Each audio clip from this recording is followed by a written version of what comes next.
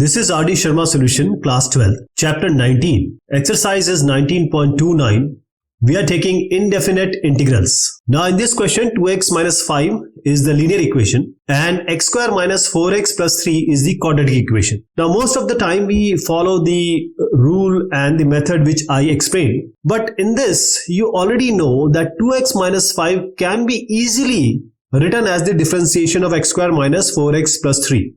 In normal way, in normal terms, 2x minus 5 will be equated to lambda, which is the first constant, differentiation of x square minus 4x plus 3, which is the quadratic equation inside the under root, and plus a mu. Now this x square minus 4x plus 3 has a direct differentiation. The direct differentiation value is 2x minus 4. Now 2x minus 5 is already available to us.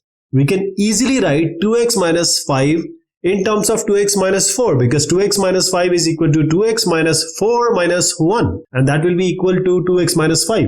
So this step, 2x minus 5 equals to lambda something or differentiation plus mu can be skipped. So this integration will become like this. 2x minus 4 minus 1 in place of 2x minus 5 we are writing, and inside this we have under root of the quadratic equation, which is x square minus 4x plus 3. There is a dx always. Now let's multiply this 2x minus 4 with under root x square minus 4x plus 3, which is our first term, I1 we can call it. So 2x minus 4 under root x square minus 4x plus 3 is our first integral. And then the second part, which we call as the second integral, is negative 1 multiplied by under root x square minus 4x plus 3. Now dx is always there. Please remember, I just skip it, but you already know integration, indefinite or definite, dx will always be there. Now this fx, x square minus 4x plus 3, the power is half because under root is half. Now 2x minus 4 is actually the differentiation of x square minus 4x plus 3. So the direct result of integration is fx to the power n plus 1 divided by n plus 1. That is x square minus 4x plus 3 raised to the power 3 by 2, because half plus 1 is 3 by 2. And in the denominator also 3 by 2 will come because 1 plus half again. But when it goes up, it will form 2 by 3. Now first integral is done. This I1 is already completed. Now coming to I2, here also you don't need to follow the normal custom which we have agreed upon. Why? Because it's very clear that x square minus 4x, if you add a plus 4 and subtract a plus 4, it will be x minus 2 whole square. We can easily view it. Alright. What I'm saying is, it can be written as x minus 4x plus 4 minus 1. X square minus 4x plus 4 is x plus 2 whole square, or x minus 2 whole square to be precise. So just add a 4 and subtract a 4. That means you are actually adding 4 or writing 3 as 4 minus 1. Just write 3 as 4 minus 1. So those things which are self-evident, you don't need to go to all the steps which we have discussed. That is the whole idea of solving this kind of question. So we have x square minus 4x plus 4 as x minus 2 whole square. Only 1 will remain, so it can always be written as 1 square. So we have x minus 2 whole square minus 1 whole square, and this is under root, and this is your integral. Now you can always use this formula under root x square minus a square, which is a standard result. So I'm writing I2, which is the second part of our integral.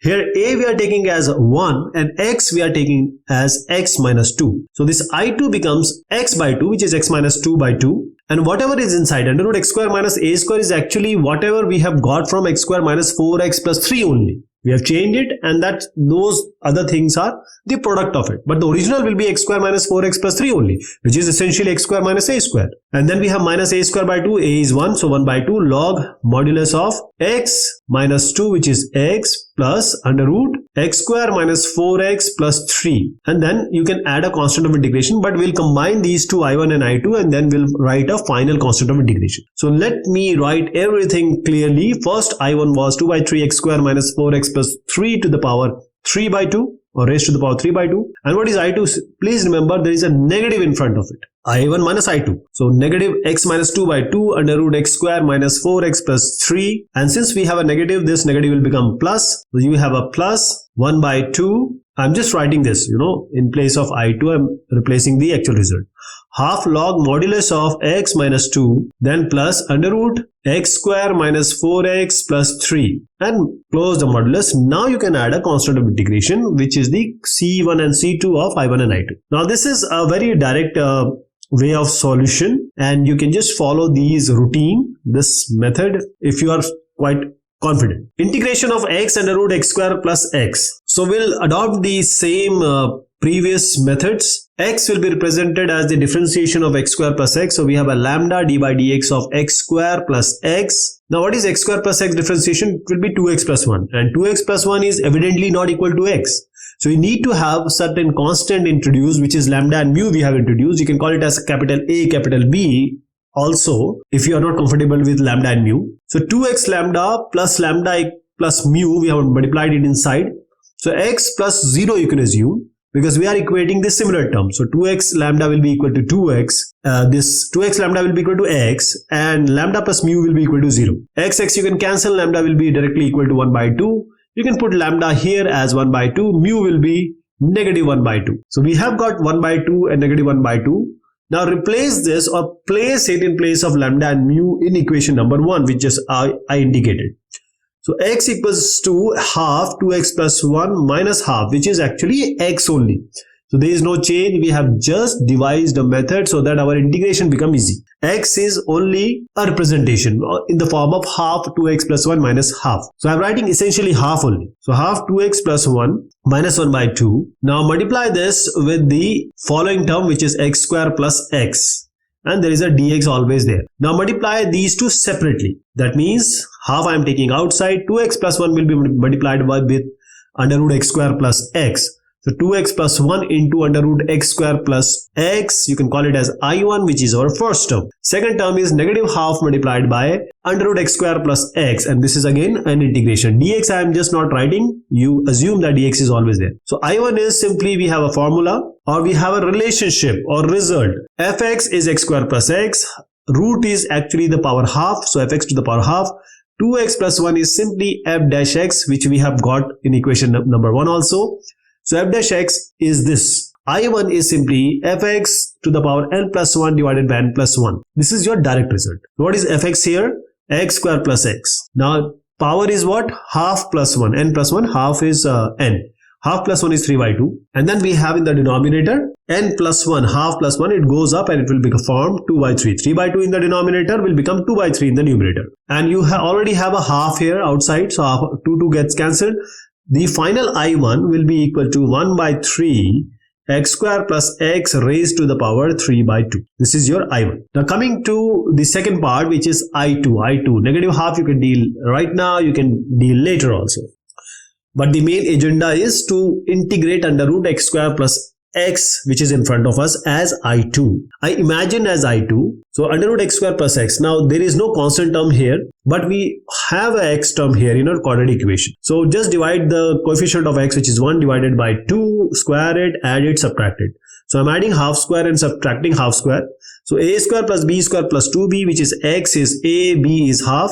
So a square plus b square plus 2ab formula is already there. So you can write this x square plus half square as x plus half whole square. Now the second term, which is only half square, will remain. So negative half square. Now you can always apply this formula, which is presented to you under root x square minus a square. X will be taken as x plus half. A will be taken as half. So let's put this in this formula. You can write x plus half as 2x plus 1 by 2, or you can also keep it as x plus half, because inside log you will always have x plus half, not 2x plus 1 by 2. Now this is x by 2, 2x plus 1 by 2, and then 2 is already there. Under root x square plus x minus a square by 2, a is half square, 1 by 4 it becomes, and divided by 2, which is 2 in the denominator, and then followed by log modulus of, in place of x you can write 2x plus 1 by 2, or you can always write 2x plus half, it's up to you. Then under root x square minus a square, which is simply x square plus x.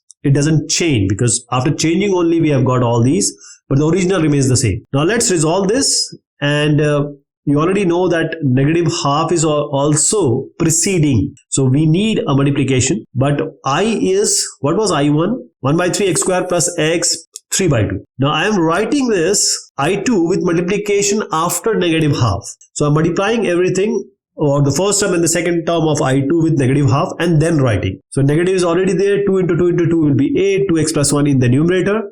Under root x square plus x The second term is 1 by 4 into 2. Negative half is already there. So negative negative becomes plus, and multiplied by half will give you 2 into 4 into 2, which is 4 4s are 16. So you have a 16 in the denominator, 1 by 16.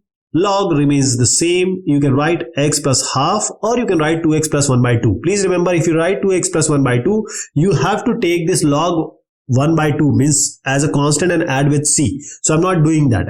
Log x plus half I'm writing, plus under root x square plus x plus c. So this is your final result. This all is your final result. So this is the result I'm talking about, and this is the clear version, because when I explain, I do many things in order to tell you. Now we have x minus 3 under root x square plus 3x minus 18. Now in place of x minus 3, we would like to write something coming out of x square plus 3x minus 18.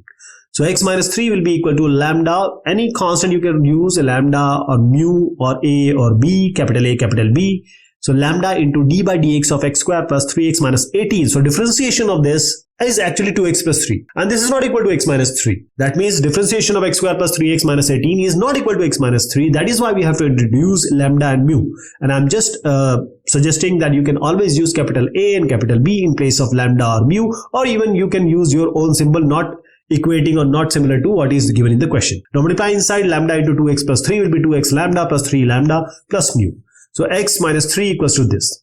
So now equate the similar term. X will be equal to 2x plus lambda, and 3 lambda plus mu will be equal to negative 3. So x gets cancelled, 2 lambda, and lambda will be equal to half, and 3 by 2 plus lambda equals to negative 3. You already have a value of lambda, which I just wrote as 3 by 2. Now we have the value of lambda and mu. As I was suggesting, you can always have a and b, l and m, any symbol you can use. Now you have to replace this lambda and mu value in the equation, which is the second equation which we wrote. Mu will become, this is going to be 3 to the this negative 9 by 2. So lambda equals to half and mu equals to negative 9 by 2 we got. So you have to place it here and then replace x minus 3 by this equation number 1. So x minus 3, essentially we are writing x minus 3 only. We are not changing it. We're just changing it because we want the integration to be easy. So even if you multiply this half into 2x plus 3 minus 9 by 2, if you do it, you will get x minus 3 on the left hand side. That is the same similar equation only.